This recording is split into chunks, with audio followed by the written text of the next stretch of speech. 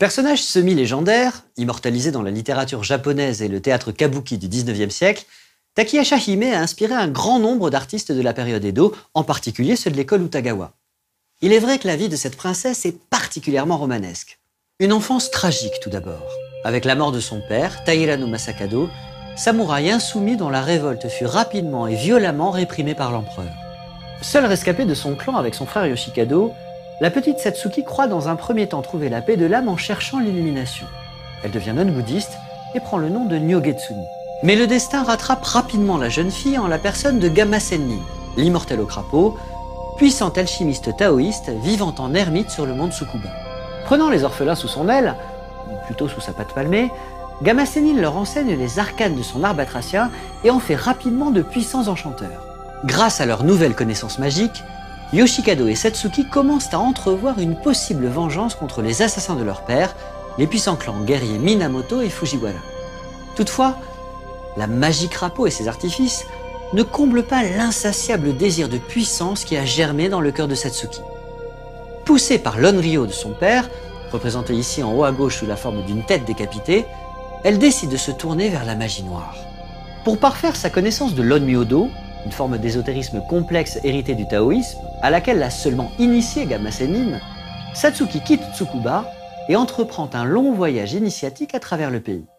Voilà pourquoi Utagawa Kunisada la représente à plusieurs reprises comme une voyageuse solitaire, comme sur cette estampe où elle erre dans une forêt de pins, au cœur des ténèbres, à la lueur d'une petite lanterne. Parfois, peut-être pour rappeler son récent passé de nonne, Kunisada la dote des attributs d'un moine pèlerin bouddhiste. Ici, Satsuki porte le shakujo, ce long bâton rituel orné d'anneaux de métal qui sert à la fois à chasser les mauvais esprits, à prévenir les villageois pour qu'ils puissent donner l'aumône et à se défendre contre d'éventuels agresseurs. À gauche, à l'arrière-plan, vous apercevez un coffre portatif à 4 pieds, nommé Enkyu, censé contenir les objets liturgiques. Il est surmonté d'un coffre plus petit, le katabako, protégeant les suppliques à adresser aux divinités, et d'un plumeau hataki utilisé pour les cérémonies de purification. Sous des dehors dévots, Satsuki cache pourtant une combattante redoutable. Kunisada la dote ici des mêmes attributs bouddhistes, mais dévoilant une lame mortelle dissimulée dans son bâton shakujo, prête à frapper tout voyageur qui aurait la mauvaise inspiration de vouloir s'en prendre à elle. Après plusieurs mois de marche, Satsuki parvient enfin à Kyoto, où elle visite le sanctuaire de Kibune pour y effectuer une sombre cérémonie, appelée Ushi no Tokimaeri, littéralement la visite du temple à l'heure du bœuf, c'est-à-dire 2 heures du matin. Bien qu'il existe de nombreuses variantes à ce rituel, on peut en dessiner les grandes lignes. Il s'agit généralement de pénétrer le temple en plein milieu de la nuit, après l'heure du bœuf donc, chaussé de haute guetta, en portant sur la tête une couronne en métal où brûlent 3 bougies, voire même parfois avec une double torche enflammée entre les dents. À l'aide d'un petit marteau, il faut ensuite clouer sur l'un des arbres du sanctuaire une poupée de paille symbolisant l'individu sur lequel on appelle le mal, tout en psalmodiant les incantations appropriées. En accomplissant l'Ushi no Tokimaeri, Satsuki n'a pas seulement l'intention de jeter un mauvais sort sur l'un de ses ennemis. Elle veut aller beaucoup plus loin. Chaque nuit, elle répète le même cérémonial avec un miroir autour du cou, qui représente la justice éclairée, un sabre dans la main droite, qui symbolise la vengeance, et une clochette dans la main gauche, destinée à attirer l'attention du kami présent dans le sanctuaire. C'est ainsi que la représente Utagawa Kunisada sur cette ukiyo-e de 1850.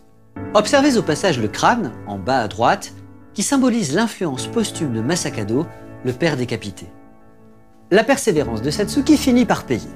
Au bout de 21 nuits, elle parvient à réveiller l'Adamitama, c'est-à-dire le côté obscur de Takao no Kami, le dieu protecteur du sanctuaire de Kibune. Celui-ci se présente à la jeune fille et lui transmet la connaissance complète de l'Onmyodo. Cette cosmologie ésotérique est basée sur des concepts traditionnels chinois introduits au Japon au VIe siècle. Les fameux yin et yang, ces 2 oppositions complémentaires qui régissent l'univers, et le Wushin, c'est-à-dire l'équilibre des 5 éléments, bois, feu, terre, métal et eau. Pendant la Heian, cette conception chinoise s'est mêlée au culte astral que l'on rendait à Hokuto Shichisei, les 7 étoiles de la Grande Ourse, dont je vous avais déjà fait remarquer la présence sur le dos de Chinchan, le crapaud à 3 pattes de Gamma Sennin. Cette constellation, parfois appelée Grand Chariot ou Grande Casserole en Occident, occupe en effet une place fondamentale dans l'astrologie chinoise et japonaise, puisqu'elle est censée présider à la destinée humaine.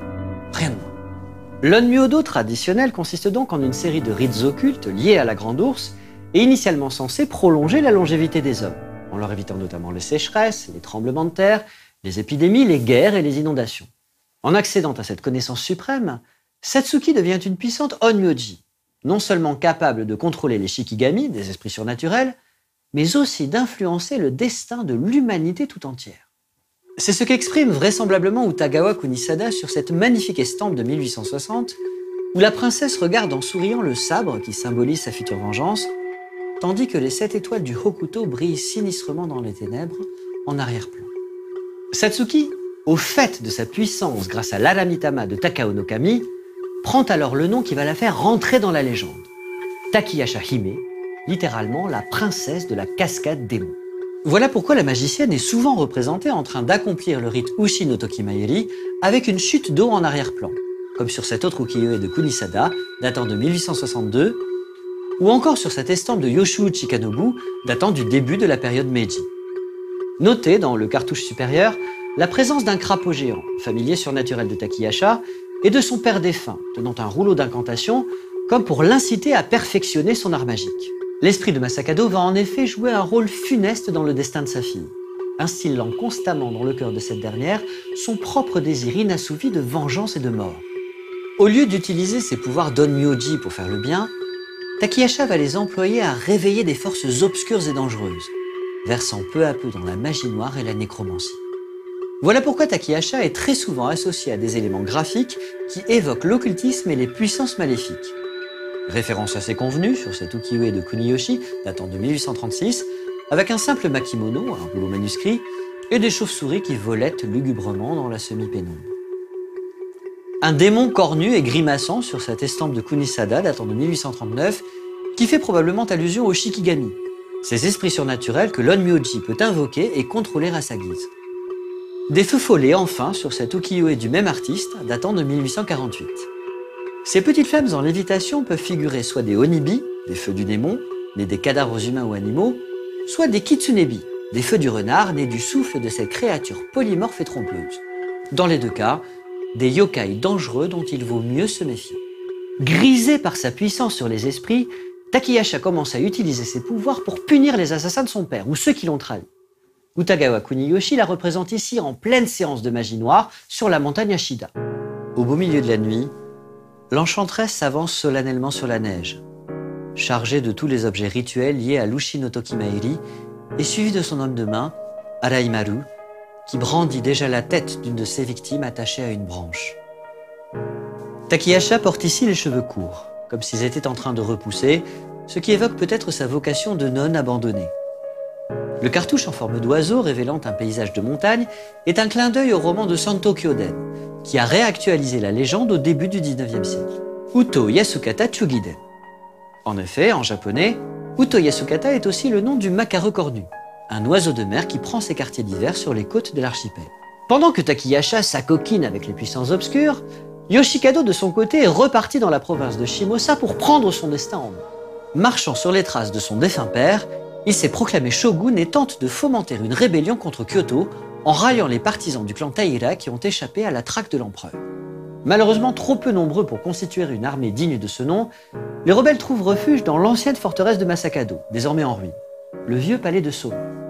Takiyasha y rejoint son frère et lui fait une démonstration de ses nouveaux pouvoirs de nécromancienne. C'est ce qu'illustre ce triptyque de 1858, signé par Toyohara Kunichika. Sur la gauche, on reconnaît Yoshikado trônant devant son crapaud géant, relativement peu impressionné puisqu'il maîtrise aussi les arts magiques. En revanche, les anciens alliés de son père qui se trouvent sur la droite, dont le chenu Iga Jutaro, sont proprement médusés. Au centre, Takiyasha, aidé d'un de ses acolytes, peut-être Araimaru, évoque un fantôme, semble-t-il à partir des cendres du défunt contenu dans un coffre. L'esprit effrayant apparaît derrière l'enchanteresse, à travers la fumée, prêt à lui obéir. Takiyasha et Yoshikado sont enfin réunis. Conjuguant leurs talents ésotériques, ils organisent la rébellion et attirent un certain nombre de partisans dans le palais abandonné de Soma, reconstituant en quelque sorte la cour de l'Est initialement créée par Taira no Masakado. Au cours de cette période, ils entreprennent d'ailleurs plusieurs expéditions punitives pour châtier les anciens ennemis de leur père ou les traîtres qui ne l'ont pas soutenu dans sa rébellion. C'est le sujet de ce triptyque réalisé par Utagawa Yoshitsuya en 1845. Au centre, en haut, Yoshikado assiste impassible à la scène, le crâne de son père ostensiblement posé à ses côtés. À droite, Takihasha, assisté d'une servante, lance un maléfice pour transformer en oiseaux ceux qu'elle considère comme des traîtres, à gauche, Uto Yasukata et sa femme Nishikigi. Remarquez que Takihasha apparaît ici armé d'un naginata, sorte de sabre doté d'un très long manche, dont le maniement est traditionnellement associé aux arts martiaux féminins. La princesse dévoile ici une nouvelle facette de sa personnalité, celle de la guerrière impitoyable, prête à recourir aussi bien à la magie qu'aux armes pour assouvir sa vengeance.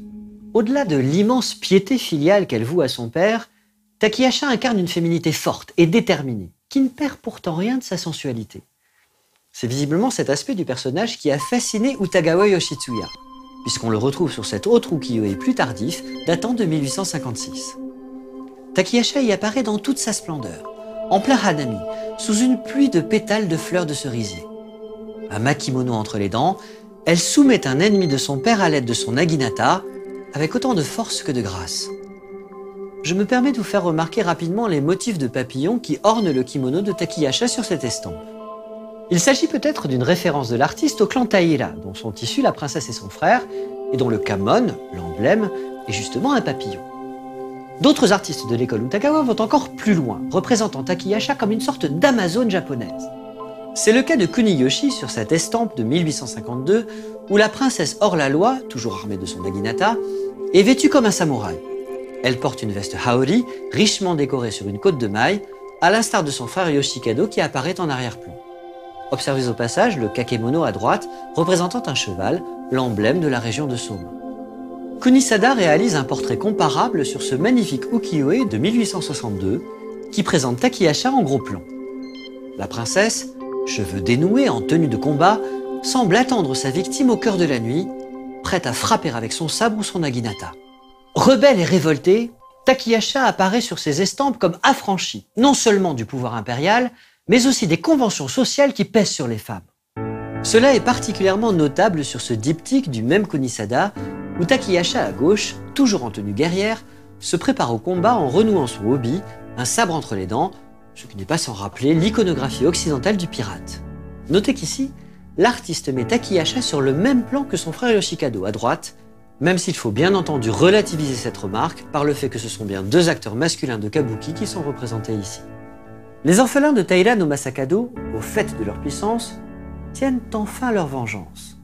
Grâce au pouvoir nécromant de Takihasha, ils ont l'ambition de lever une armée de yokai pour réaliser le rêve de leur père, écraser définitivement les forces de l'empereur et conquérir le Japon tout entier. Toutefois, les rumeurs d'un foyer de rébellion rallumé dans le vieux palais de Soma parviennent jusqu'à Kyoto. Le puissant clan Minamoto, fidèle à l'empereur, décide de dépêcher sur place Oya no Taro Mitsukuni, un samouraï encore jeune mais très prometteur, avec la mission d'enquêter, de retrouver les éventuels conspirateurs et de les éliminer. La rencontre nocturne de Mitsukuni et de Takihasha Hime dans le vieux palais de Soma constitue le point d'orgue de la légende.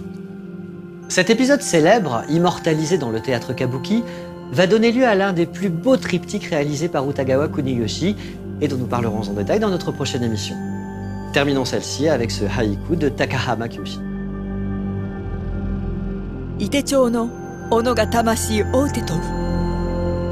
Dans la froidure, un papillon, à tire-d'aile, poursuit son âme.